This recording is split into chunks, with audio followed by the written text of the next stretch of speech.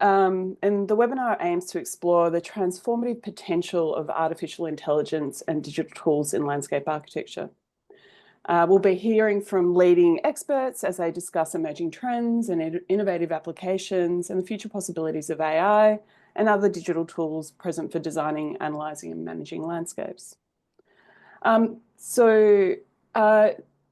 We have 4 wonderful speakers today. So we have Anya Domolewski, who's an Associate Principal and Director of Research at SWA Group. We have Justin Booz, who's a designer and research specialising in emerging technologies. Sean Rosier, Assistant Professor from Virginia Tech and Co-Director of the IFLA Technology and Innovation Working Group. And Ziying Tang, founder of Z&T Landscape Architects. So when we're thinking of AI and digital technologies, I'm going to touch briefly on just a little bit of work that I did with Ulrike Wissen and Pierre Fricker, where we argue that there's an inconsistency between the possibilities of landscape architecture with the tools and data available today, and that to play a pivotal role in designing landscapes that have the ability to endure the uncertainties and escalating challenges of the climate crisis and the actual exploitation of this potential. This inconsistency highlights the imperative for a paradigm shift in landscape architectural practices. It advocates for a design thinking approach where techniques are critically evaluated and innovation is deemed essential in addressing the plural crises associated with the sort of world that we're existing in at the moment. And with our contribution here, we continue the reevaluation of landscape architectural design practices, invite you all to actively contribute to the important discussion intended to foster new landscape narratives and approaches in the way that we practice. So when we think about technology, we often relate to it, or if we think about the broader definition of technology, we think about how if technology is how society copes with the physical reality of the world, then technology is the active human interface with the material world. So giving it a broader sort of definition. It's also the connection between how we understand the world and make the world in the framework of design. It's a critical question when engaging with AI and digital technologies. That it's all digital in a way. So these observed inconsistencies highlight the imperative for a paradigm shift in digital landscape architecture that transcends the digital and analog and computational distinctions. These imperatives for the future, where we argue that a shift of mindset is needed, accountable to delivery of materials, urgency need to make change for a bigger urgency that we need to consider the approaches and workflows that we utilize. It also argues that there's a shift in the role of the designer to co-creator that foregrounds a mindset of ethics and criticality, and also moving beyond a positivist thinking.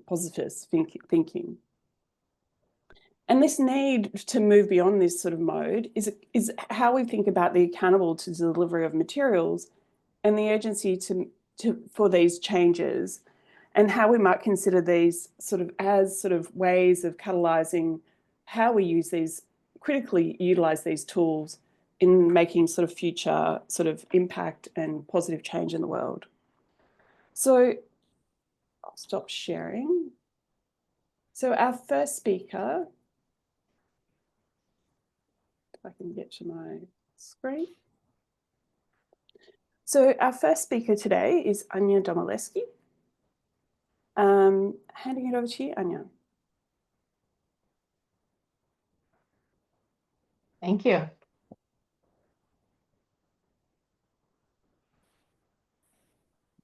Let's see. Get all the screens in order.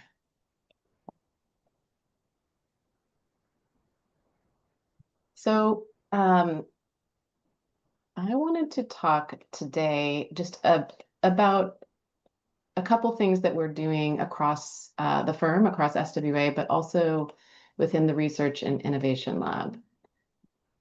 And we also kind of have a third leg of the stool that I'll talk about, which is our fellowship program, which is basically you could say a hybrid between those spaces, which is a kind of sandbox where designers can actually play and experiment. And in this case, I'll talk about some AI tools that people have experimented with. So first, what I'm showing on the screen is actually, you could say, a more structured research project where we used machine learning and computer vision on 10 sites in New York City. And the goal of this project was just to understand where people were in these 10 spaces. And so this was in 2017. This required a machine learning specialist, a custom algorithm running on video footage. So this was not an off-the-shelf tool. And we didn't use it to design. We weren't using it in the design process, but more as an analytical tool. And I think this is actually where it's most powerful right now for landscape architecture. The other set of things I wanted to talk about were these fellowship projects where designers apply with an idea and then they work on a project for 4 months. And it's a lot about testing tools, evaluating, integrating it into their work. And in 2023, there were basically 5 teams that applied to work on AI tools. And mostly it was that experimental mode. There were 2 projects that were also building more formalized tools for practice, which I say there was kind of 2 pilot tools, one for evaluating streetscapes, the quality of streetscapes, and one for experimenting with ecological planting at large scales. And those were both built with an AI expert. But I would say that we learned a lot through that process of really testing the tools, putting them through their paces, applying them to the projects in a rigorous way, and got a lot out of it. So I'll talk about those in a bit, but the other part is the day-to-day in the office. And that's been sort of interesting after I don't know, you could say the popularization or the democratization of these tools online with ChatGPT and some of the image to text, text to image tools. People have just adopted and done it in their own work. The most common usage we see is actually very pedestrian. People use it to check their email language. Is it the right tone? And this is actually quite useful for non-native English speakers and English speakers. Sometimes people use it in the proposal language. And interestingly enough, the designers have actually moved away from using it in the design phases right now. There were teams that were using it to kind of refine some initial sketches and present them to the clients. But the feedback that those teams got were they were both kind of too fake and too real at the same time. And so they abandoned those processes and went back to a more traditional process. We also have people that are actively avoiding using AI in the office due to kind of ecological or environmental stance. The large carbon footprint of processing is quite real. We don't see it, but there are a couple of people that just are not interested in even using the tools. And I think in general, I can talk about this maybe as we talk as a group, but I think the general things that we found across those 3 areas are that text is quite a powerful tool. We might assume that images are our métier. That's kind of what like the medium in which we exist is exchanging images. But text is actually quite powerful. We found that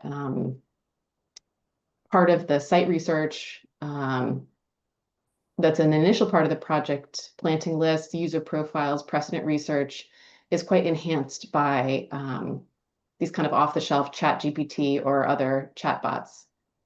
But this also means a new skill. You have to understand how to query the chatbot effectively.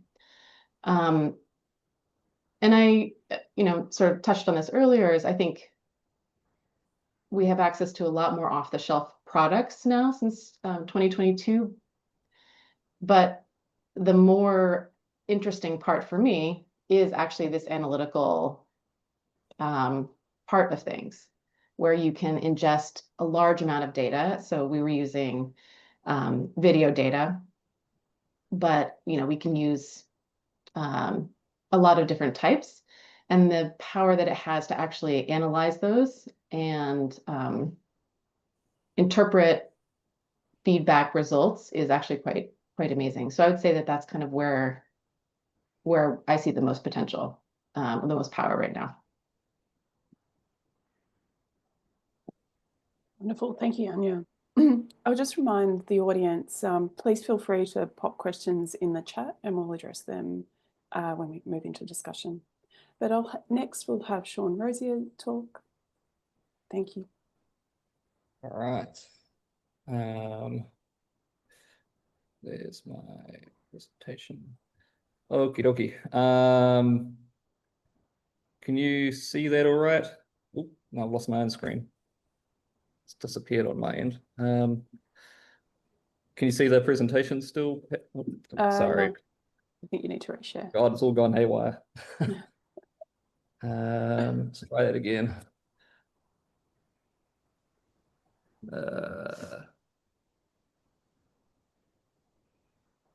All right. Can you see that now? Perfect, Sean. Thank you. Cool. All right.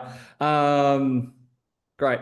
So, I mean, in comparison to my panelist peers here, stop moving around, you. I feel like a bit of a AI and digital technology kind of knuckle dragger. And so I'm going to try and keep up with my peers here. And sorry, this keeps moving around. I'm not quite sure what's happening there. Sorry. Let me just try and get this going. There we are. Try that version. Yeah, have a whole bunch of people talking about AI and they can't get their slides or Zoom working. It's quite a cruel irony. Yeah, so I would kind of think of myself as a bit of a knuckle dragger in this kind of realm. And I say that because I'm really interested in actually how you kind of use these tools from kind of pragmatic sense. My kind of research and design practice here at Virginia Tech is really interested in design technique and method, and really how the tools that we use in that design process shape how we make design decisions. And so I just snapped this picture of one of my desks in my office this morning of some stuff I've been working on and the tools that I've been using. And kind of what this presentation is kind of touching on is how I've been kind of folding in these new parametric landscape scanning and, of course, AI tools into that process as well. So within my areas of inquiry, just pulled together these three little mini snippets. One that talks about field documentation, one that talks about kind of an affective or experience-based parametric design, and then some AI work as well around scenario planning. So we'll just kind of bounce through these and start off with documentation. So this image up in the top right here is a snippet from a presentation I gave at a conference last month around figuring out how to document this particularly peculiar kind of line of rocks in the woods next to our campus here in Blacksburg. And, using analog tools as part of that. But a big part of it was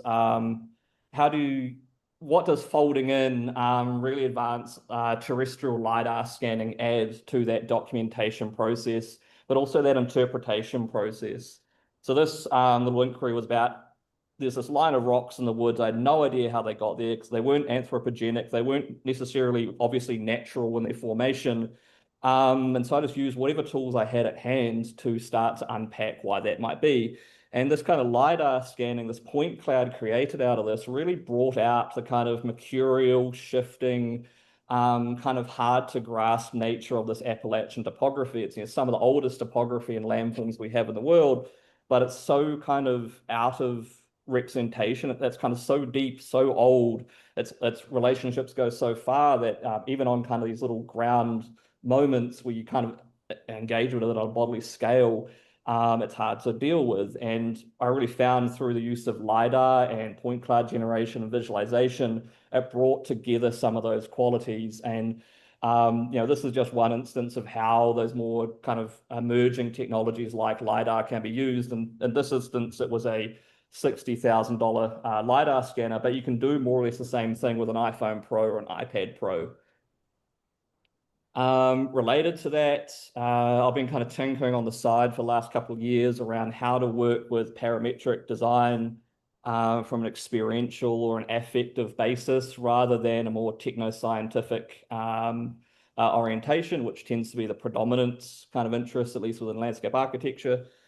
And I tried to kind of tease out a bit of a workflow on how that works. And really it kind of stems again from how do you fold in experiential data, you might call it. How do you kind of translate that into something a machine or a Grasshopper script can start to deal with? And so that requires a degree of abstraction, right? We need to pull out what are those geometric, spatial and temporal variables that might be heights of a landform, its width, its angles, depths, densities of vegetation, distances from the body to something else. And those are all hard and fast, quantic measurements that we can then feed into what Brad Cantrell and Wes Michaels called a live model, which is a model set up through Grasshopper or whatever parametric system you have, where you can really play with those variables in real time and start to experiment with them and kind of pull together new kinds of landscape form or whatever. And then it then gets tested in the live kind of speed as well. So you can use view sheds, aspect analysis, slope analysis, but also your design intuition. We've all got very advanced, finely tuned design intuitions. We wouldn't have got where we are without that. But also things like bodily memory as well. Let's not discount how the body remembers how space works in the realm of digitalia. And so this was just kind of the evaluative kind of testing done in one little scheme where in this site, in the fieldwork, discovered this kind of really rapidly oscillating sense of open and closing based on how the spurs and ridge lines moved around you as you walked up this little gully. And so the design work was really about how do you exaggerate that sense of enclosure and exposure. And these kind of before and after view shed studies here were kind of generated as the landform was being manipulated to test and to verify how that sense of enclosure and exposure was working based on what you can see. More recently, playing around with generative AI and large language models, which is all the rage at the moment. So I've been using that in terms of what that can do in a scenario planning context. So I do a bit of scenario planning related to a series of large urban aggregate quarries in Northern Virginia. And for the uninitiated, scenario planning is this fantastic method to essentially envisage unforeseen or not quite real futures, like diverging futures on a timeline. And within those futures, kind of doing a bit of design to see what might be possible there. And so I threw a task at Gemini, Copilot, and ChatGPT, asked it to make me 7 distinct scenarios about how these quarries might be useful in the next 30 years for Northern Virginia based on climate change, biodiversity, economic changes, other kind of catastrophic events. Unfortunately, ChatGPT did not live up to the task. It wasn't quite as good. But these are the kind of things that were kind of emerging out of this. And for someone who has aphantasia, like I literally don't have a visual, like internal imagination, something like this is really useful to me because it can really kind of jumpstart or jolt a sense for me about what's possible. And so in this scenario here, I threw at it, what might these quarries look like in terms of massive heat waves? What might happen in terms of increased urbanization, water resource and flood control. And we can see in the first 2, Copilot was doing a very distinct style. Gemini, again, has a different kind of way of processing that information. How might they operate as emergency response and resilience spaces? Agricultural hubs. So, I would never have thought about capping a quarry and make it into a great big old greenhouse, but Gemini thinks it's a great idea. This one I never even thought of was gravity batteries. Because you have all this excess verticality to play with, you can really throw a couple of gravity batteries in there and use that as like on-demand energy generation. And so what I'm really interested in this from my kind of knuckle dragger perspective is how do you use these tools, on both sides, AI to tease out something that's not quite real yet, AI and kind of parametric things to tease out unforeseen design solutions, and using those to really shock us out of these kind of habitual modes of design we've built up over the last 200 years of our discipline to really kind of shift towards these more responsible, more ethical, more impactful landscape futures, because quite frankly, what we've been doing over the last 200 years doesn't seem to be working at a societal level anymore. So jolting ourselves out of that with whatever tool at hand seems to be the best way to go forward. But also importantly, fighting sludge. We all know how big and chunky those policy documents are. This is probably AI is your best friend for dealing with that. I'm interested in things from a pragmatic angle, and fighting sludge is a big pragmatic problem. To kind of wrap things back around, as in my role as the kind of co-director of this technology stream at IFLA, I'm thinking about how we might take this challenge forward. And kind of for me, the first one is really getting these innovations from practice into education and research spaces. And practice is where these technologies are being developed, where the expertise is being developed, and we need that in our side of the fence. Developing a series of case studies and methodology studies to highlight the range of approaches instead of leaving things siloed away. Recognizing the importance of proprietary technology, but there's got to be some way to share that. This is a really interesting one for me, is engaging with the developers of these tools, not so much with AI, but with those parametric tools and other kinds of design tools. Many of them are designed by landscape architects, thinking of Philip Bileski and Chris Landau and their tools in there, and they're going to be really important as to how we actually shape this. And lastly, really kind of building up messaging around the capacities of AI rather than building out messages around fear or skepticism within our discipline. So I think it has a lot of opportunity, but we need to kind of have the right attitude towards it. Thank you. Thank you, Sean. Next, we have Ziying Tan. Oh, yeah. Let me share the screen. Let me see if it's working.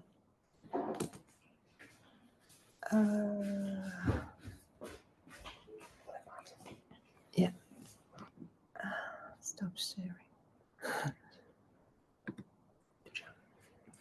Have you seen that? Yes, Screen? perfect. Thank you. Okay. First of all, I have to say I'm not expertise for AI program, but in the past years, the young designers in our office are fascinated by the idea of intelligent machines. People learn the programs either by online classes or by themselves. So we did have some try in our projects. So the big question we'll always discuss is, will AI replace us human designers, and how and what, how? So this page collects the whole process for making a perspective drawing, which makes long time, and the prompts or code all the designers need to learn are more like a web engineer than landscape designer. So in order to save time, we try to co-work with AI. The designers use our sketches plus training language to get rendering done. Because in China, whatever the design message we are holding, rendering is very important communication medium to the client. So that's the beginning work. We test and use language, describe what we want, and test again with these keywords and adjust it in order to get a beautiful drawing. And the test is probably after hundreds of times, and combined, there's mostly non-English speaker in our office, so we have to use ChatGPT or DeepSeek vocabulary modification, and got something eventually. And then we give up this direction because in traditional way, a sketch work only take, an hour or like 10 minutes. So we don't think that's efficient. Plus, in the past years, contemporary landscape architecture had been moving from the picturesque to design process and framework. So we don't feel this right direction. But during this whole process, I'm quite interested to ask question. Well, this language center, in human brain replace imaginary thinking, which used for drawing images, graphics, and if we are using, AI. So what else? We 2 years ago, we were committed to a small water park project. Our initial idea is to create organic space like a valley and mountain, and also want to challenge some new materials like mosaic and some geoconcrete technology. So at the beginning of the design, we also use AI, like Sean said, teaching maybe for fun, to see if there will be more like crazy idea out of our imagination. Again, we send the machine with prompts for inspiration, and on the left page is the final constructed work. So that's the, when project moved on, that's the working process and the result. So here, design process on the screen or paper was very complicated, but it's still much more easier comparing with the constructing field work. So when the technology development is far behind in the construction mechanism or material, or not, they are not even in the same track with virtual world. So there's my other question: how do we fill in the gap between this artificial intelligence in cyberspace and the actual technology in the real world? What else? So last year, we didn't give up, so we still try. We worked on a historical preservation project whose mining caves were located in deep mountain and jungles. And we use, at the beginning, we use 3D points cloud to help us to get a model, because when this hard surface, such as stone for the caves, it really helpful to get a steady model. And then when we move to the site with more like segmented parcels, such as more plans, the 3D points clouds start to be way too huge and complicated and not accurate. So we tried the AI co-work with our site investigation for actual like working model. And the right page, the color showed the depth of the space. It could transfer to the contour line and combine with images, and we could get a real model, to understand the real world. What else? So we still want to use it in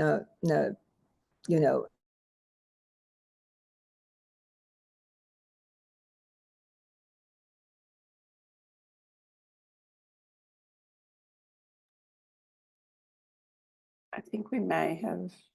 Oh, Yeah, we may have started.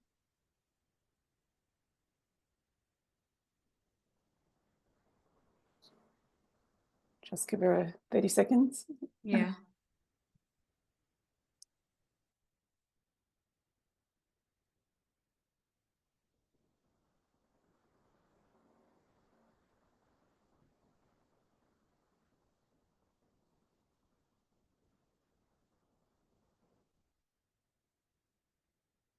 Okay.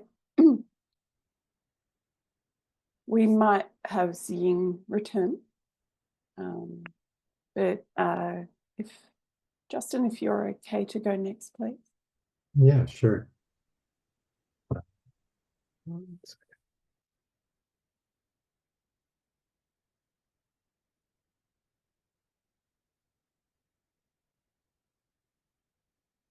Okay, so what else? I wanted to pick up actually a thread that Sean put down a few minutes ago, and that's that I agree that artificial intelligence signals a pretty fundamental change that's been happening to the discipline at least since the advent of GIS in the 1970s.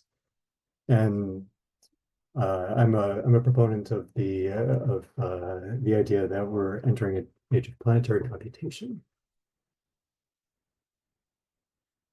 And I'm pretty early in my career, and I imagine for even people who are further along, this event was probably pretty formative, pretty seminal for a lot of people. The Landscape Architecture Foundation's new Landscape Declaration, where we decided to position the discipline as a mediator between people who develop policy, the scientists who do climate research, NGOs, government organizations, and that we have a particular expertise to offer in terms of being able to conceive of and implement a lot of the insights that many different stakeholders have.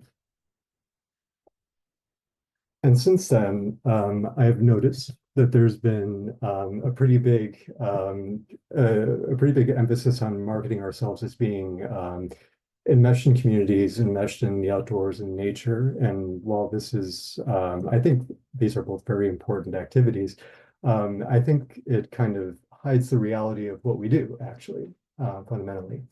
And it looks something more like this, actually, right? And that's if you're lucky enough to work in a well-lit office anyway.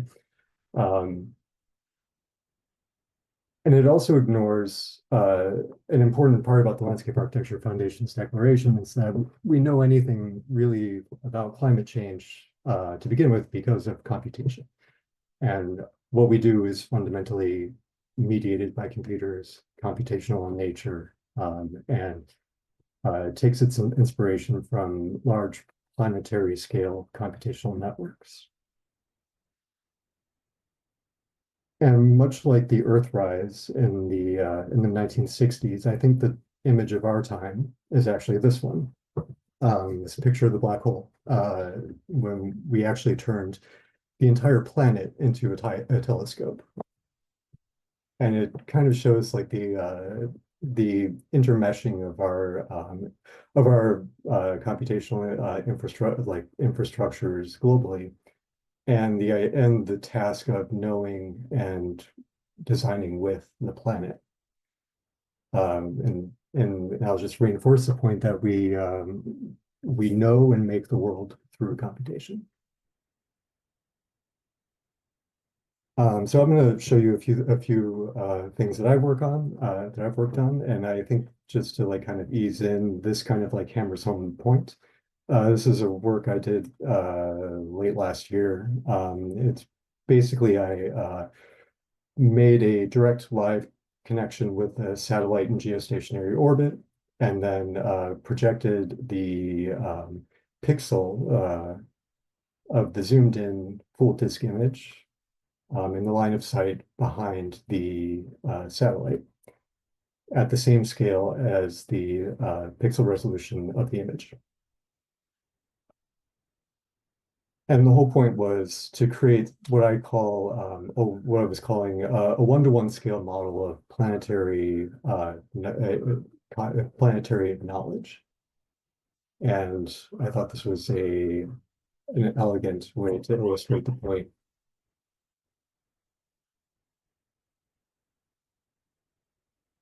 But speaking more specifically to artificial intelligence, I really cut my teeth with it during my MLA thesis work, where I trained a series of artificial intelligence machine learning models, developed them and trained them to understand surveillance technologies in New York City. And this consisted of a few different tasks. So the first one that you're seeing a video of right now was locating and then obtaining live feeds from the video cameras of the most overpolice intersection in New York City, and then mapping those spatially in order to come to a deeper understanding of the visual and spatial characteristics of the intersection. So I transformed those live feeds into a three-dimensional model, a point cloud-based process called Gaussian splatting that works exclusively with images in order to understand how the surveillance system was seeing the city. And not only how it was spatially understanding the city, but also how it was visually encoding risk, and how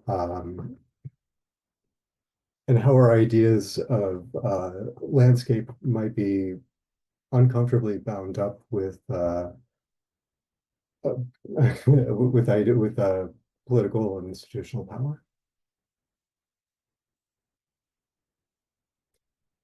This next project I worked on was part of that last project when I was trying to understand the relationship between light and crime, and was trying to find a high-resolution data set of New York City at night. And you might be surprised that this data set is either incomplete or doesn't exist, or is behind, and is also behind a paywall.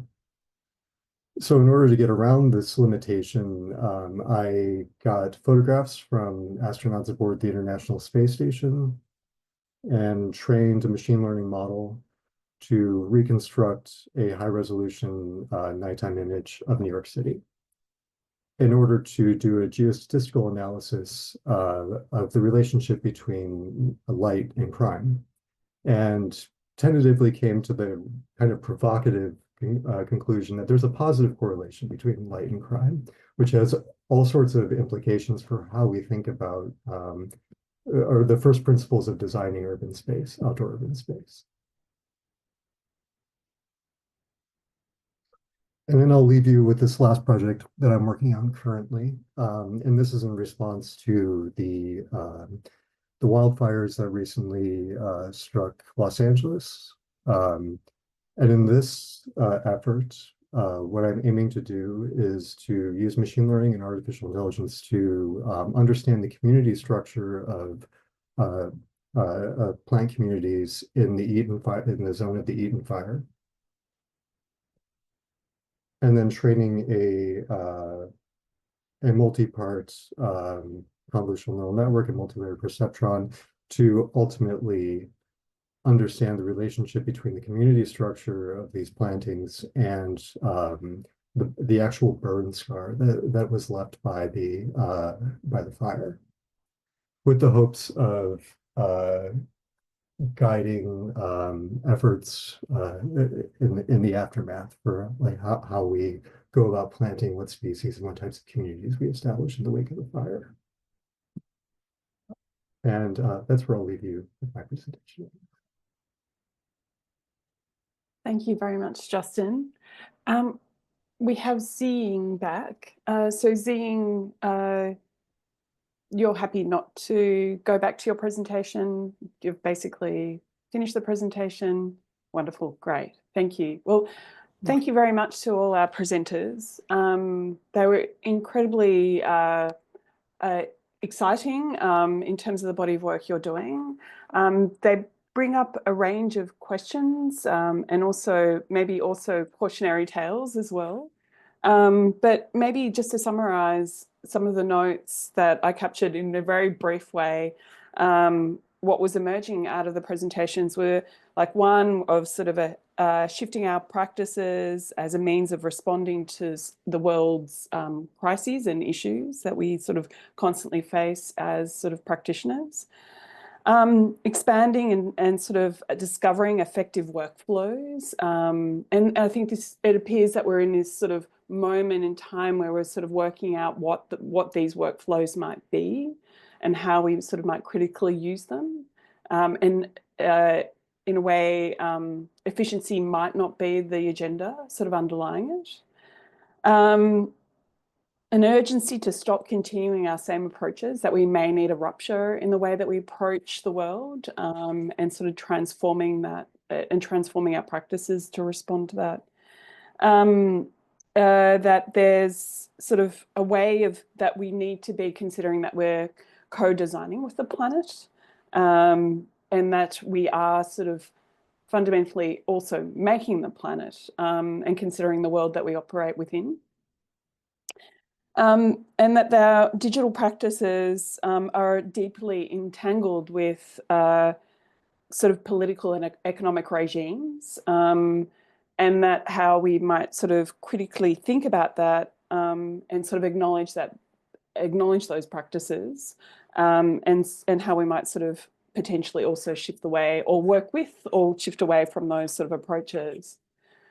So maybe as a way of starting the conversation and allowing people to, or welcome our sort of people participating in the webinar to please post questions in the chat, and we'll sort of pick up on those. But maybe as a way of starting the conversation, I might start with one of the prompts that I brought up earlier, which is firstly around sort of the mindset of ethics and criticality. And then how we might, like each of you were touching on that sort of quite clearly in your work, but maybe as a way of how in this sort of approach and new workflow, we might sort of really sort of put that in the foreground.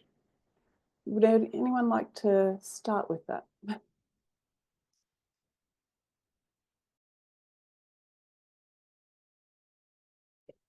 I can share a bit. I think, you know, I am a proponent of, testing tools, seeing what's off the shelf, seeing what needs to be created or co-created, with data scientists, with people who are, have deep skills in, say, machine learning, computer vision.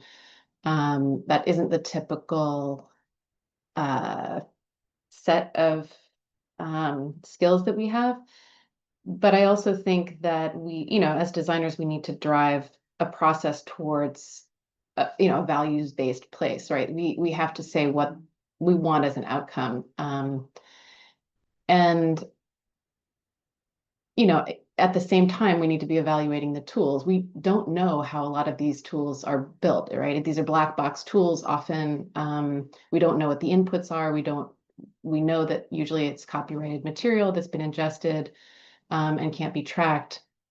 And there certainly are ways to customize your own models. We've had success training LoRa models on our own data, so you can retain a sense of control. And I do think that's, I don't know, you could say more ethical, but it's still ingesting a lot of data through training processes to create a model that you can train yourself. So I think authorship and control is tough in a situation where, these foundational models, we don't have the ability to create them. And so you're always working off of a data set that somebody else has created, and those are not public. So I think that's the first ethical problem there. I'm sure it's ingested our own data. I will say, though, that I think there is a question of, there's always this question of replacement, right? Like, oh my gosh, is design going to be irrelevant? Are designers going to be irrelevant? And I do think in terms of where we have control or agency or our skills lie, we still, at least in our practice, our construction documents are our deliverable, right? That's what we have as our end product that we deliver for others who construct it. And that will not, that's not ingested in these models or in these training sets. We just don't have a large set of construction measured drawings that are part of that. And so I think we retain a sense of control just because we have been excluded. These are not publicly available data sets. There's no repository that's easily available. And so I think that is a certain ethical dimension, just by accident in a certain way. So I think that's just what I wanted to share in terms of these tools are compromised to begin with, and I think there's a wrestling back of that control, but there needs to be understanding of where these tools are coming from. Thank you, Anya. Maybe, well, Sean, do you want to talk about how maybe in your practice you're sort of dealing with the sort of, in a way, hacking the systems? Yeah, so like, and being in the educational space, like this kind of thing of like originality, credibility, authenticity is always a challenge, because I've got my first years in here, I'm looking at them, making sure, they're taking notes or whatever. But, from my perspective around this use of AI and other kind of generative tools and parametric tools, I kind of had this touchstone from Virgil Abloh, and in his famous, infamous lecture at Yale, he described novelty emerging from something that's as little as 3% different from a copy. Everything's a copy of a copy of a copy. And all these generative tools at the moment can do is essentially synthesize and make copies of copies, as a crude way of describing it. But it always requires curation and discernment from our end, right? That's what we're always going to be bringing to the table. And when I think about the kind of how this is going to affect our industry in the kind of short to medium term, I look at the art world, right? Like humans as creatures, cultural creatures, we want to surround ourselves with things designed, made by creatures like us, right? We haven't seen the art market, even the indie art market, collapse from the creation of AI generated images. So I don't see our public spaces, our design spaces, our built environments changing drastically. So there are going to be instances like that, municipalities which are so tight on budget that they need to have probably some form of AI generation if it can get that far. But I really don't see this as a threat to discipline writ large. But what I do see it as a threat is potential laziness or lack of criticality coming in from this educational side, looking at you lot, around where the kind of critical thinking, decision making starts to get whittled away, because you can generate so many copies of copies of copies to get you to an iterative end, without developing up those mechanisms to discern what is valuable there.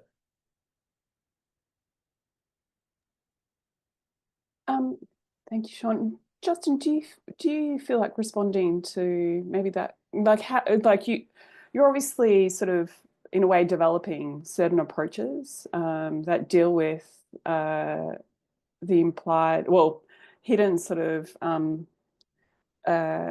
problematic nature of some of these tools, and trying to address that. So I'll hand it over to you. I mean, yeah, my research is very much doing two contradictory things at the same time, right? Which is being critical of the tools, but then also like being really invested in knowing how to use them. And to that end, I'll say that motivating me just kind of like in the highest level is that like is the knowledge that like designers and people in the design disciplines in general are generally well-intentioned and considerate and empathetic people, right? And they're not the people who are like driving the development of these tools right now. It is absolutely the big cast of like evil villains in the world who are really pushing these things forward, right? And I think actually like if landscape architecture has agency in this regard, it's probably like really leaning into like the use of these things, because it's not just about creating the copy. It's about like creating, like what I tried to show in my work is that like it gives us an opportunity to create information that isn't otherwise available, or like to like get it, like find new ways into problems that we maybe weren't available to us without these accelerated like non-human thinking processes. And And I think like, and honestly, like I'm an advocate of like, I don't know, some kind of like rudimentary like machine learning knowledge being like a part of the curriculum, just because it's like it is like a thing that is not going anywhere at this point. It's like so integrated. It's already so integrated into everything we do. And it's only going to like kind of grow in intensity if that's my forecast. So I think we really need to have agency here. I think we need to like start using these things, start knowing how to use these things, be literate with them. We don't have to be computer scientists, but we probably should be aware of like where our information is coming from and make more information if the opportunity is allotted to us. Thank you, Justin. Zing, did you want to respond at all? Or I can, yeah, yeah, I'll hand it over to you for a moment. Oh, I think I can't hear you yet. Maybe we can move on. Yeah, I'm trying to. Yeah. Not a problem. We've got a Yeah. set of questions that have popped up in the chat, which are related to sort of the use of AI tools and what you find sort of proven workflows or, you know, its relationship to other design software. So maybe Zing, do you have any, in terms of your work, what have you found as the most effective sort of workflows or relationship to other design software that you've been utilizing?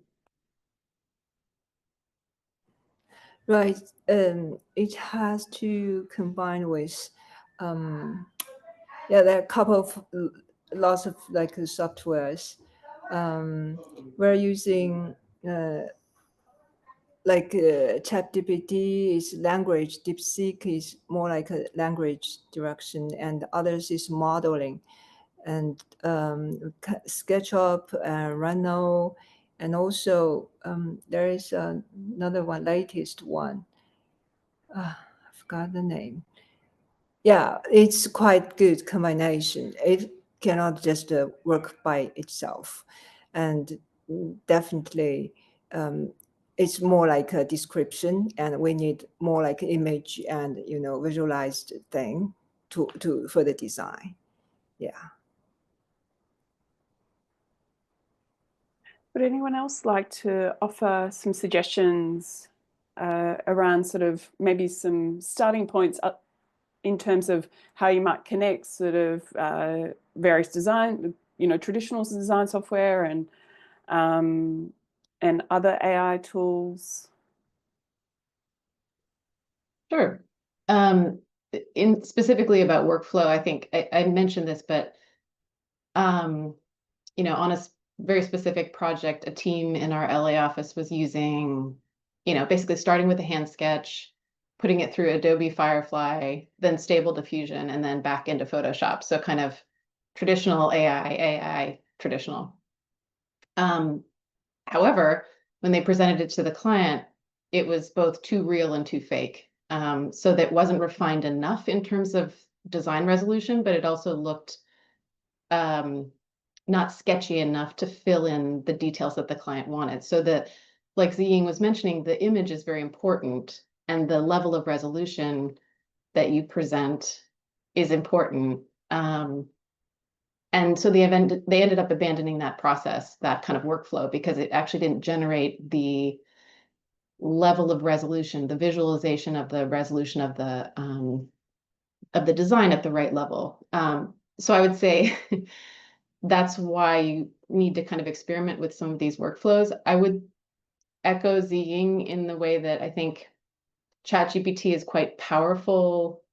Large language models seem to be, maybe not the first thing you think of when you think of landscape design. You want to think of the visual, but yeah, DeepSeek, there's a lot of different models that'll do chat now, but it's actually quite powerful to explore options, to, like Sean was saying, tease out different possibilities. And if you know how to converse with it, and this is kind of where we get into this idea of co-creation, is you really need to know how to speak machine. You really need to know how to structure your question to get the right result, it really is a learned skill. But I do think the text-based large language models, ChatGPT, et cetera, are the most powerful right now. And they happen to be off the shelf, which is great. I think there's, again, a lot of ways that data can be ingested, visualized. Justin, it sounds like you're working on these kinds of things, but those tend to be very custom, right? They take a large amount of time and a large process to kind of to visualize and to order. So I would say that in terms of just pure softwares, that your web-based ChatGPT is actually quite powerful at this point.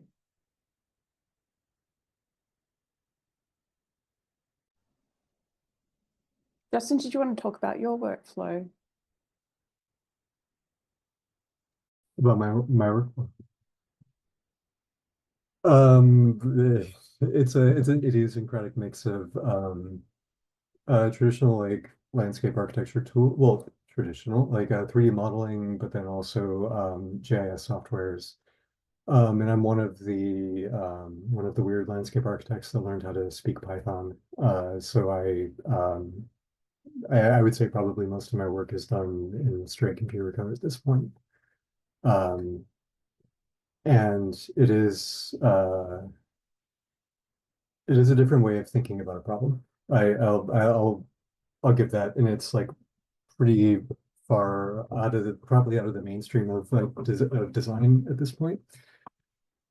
But that being said, I don't know a single person that knows how to code that doesn't use one of the large language models at this point. Everybody, from your senior computer programmer to your lowly design student, uses the large language models to write code and to understand how these processes work. Because I mean, honestly, you can ask ChatGPT, explain how a diffusion model works on the level of a neuron to me, and it will give you a very good answer, actually. If it knows anything, it knows how to do that, right? So the understanding of these tools is actually like, it couldn't be more available than they are right now. And this kind of gets to what I think is so promising about it, right? Is that maybe it would have taken 10 years to like learn these things, you know, what, 2 years ago. But like now people can find a way in, and it doesn't even have to be in technical language either. You can have it explain it to you in any number of different ways, through metaphors, through poetry, if you want it, right? And I think that's really what the promise is, actually, is that it gives us ways of knowing things that maybe were off limits before, just disciplinarily. And I think that's actually like a pretty cool contribution.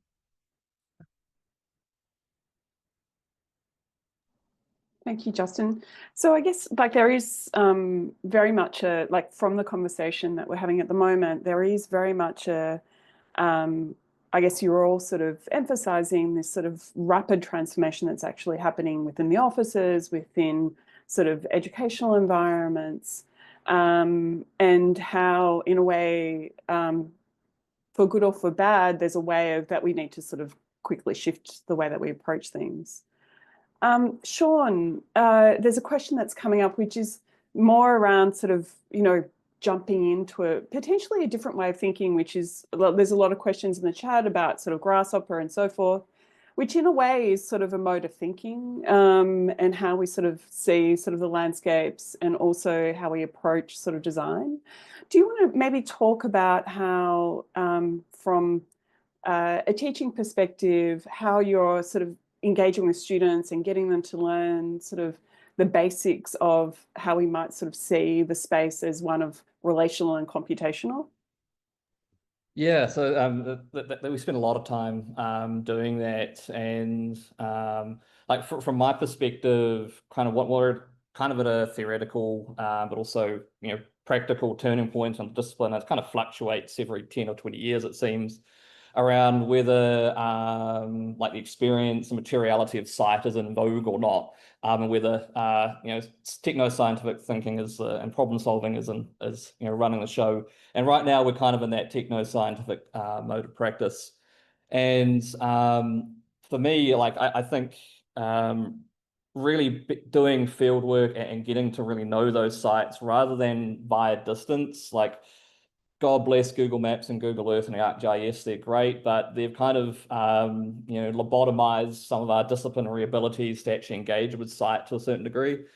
So what I'm interested in my kind of teaching and research practices is really getting students to take what they literally feel out in site and then abstract that into data, to use that term, that can be manipulated through whatever kind of means is most appropriate to what they're doing. So with the first years at the moment, we're not getting anywhere near Rhino and Grasshopper. We're doing that on good old-fashioned bits of trace and regular paper.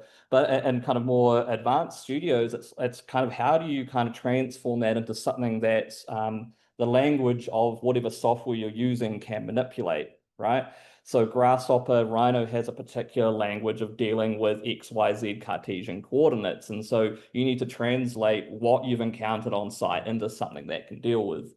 Same with working with these AI machines. There are so many little tips and tricks around how you prompt these large language models to get the results or kind of results you want.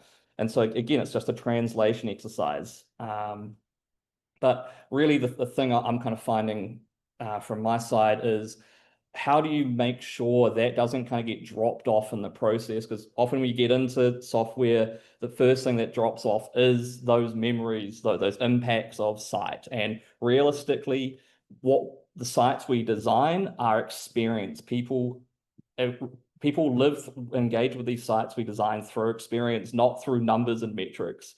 And so kind of making sure what you felt on site or whatever that is still followed through and is kind of the goal of the end. It still needs to solve all those problems, but how do you not lose that? How do you appropriate that in whatever tool you're using? And I don't have like a clear, out the box answer. It just requires experimentation.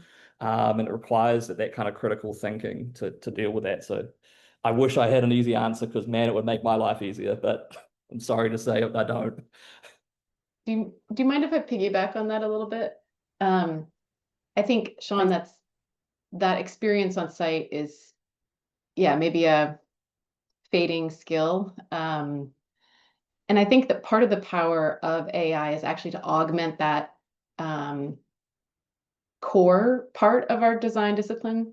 A lot of the time we make human spaces, but we're also dealing with questions of carbon, questions of adaptation that are not happening on site at the moment. A lot of them are quite abstract. In fact, throughout the firm, I've found it actually a harder conceptual model. Carbon is a harder conceptual model than AI is in a certain way. It's just a different way of thinking about the world. And I think AI can help augment these sort of ways of being on site and that core skill that we should retain as landscape architects. Site analysis, that feeling, the environment, what's happening on site, but have a lot of data to layer on top of that, whether it's usage, whether it's carbon, whether it's climate. And I think AI can help process and visualize a lot of that data. That's why I think, the most promise for AI. Wonderful. We're unfortunately at the end of our webinar. I think I guess and I feel like we're only getting started. It's such a critical question for the discipline. And feels like we should be having more conversations like this, where we're really sort of interrogating what the sort of future of the discipline might be in relationship to this, what sort of forms of alternative workflows we might be engaging, how we might sort of co-create with the world, and how we sort of might embed a question about sort of what worlds are we actually generating, and the sort of ethics and implication of sort of our processes and practices in the worlds that we generate. But I'll hand it back to Arunshiti, and we'll thank you very much, everyone, for participating today, and thank you for those who have attended the webinar. Thank you so much. So we are having our webinar series. Every month we try to host one webinar. Our next webinar is going to be on the 28th of May. So, and this is going to be in collaboration with our regional partner, IFLA Europe. So I hope, you all join that one as well. And we'll post everything on our social media channels. So just keep following us, and we'll keep you informed. And thank you so much, everyone. Bye.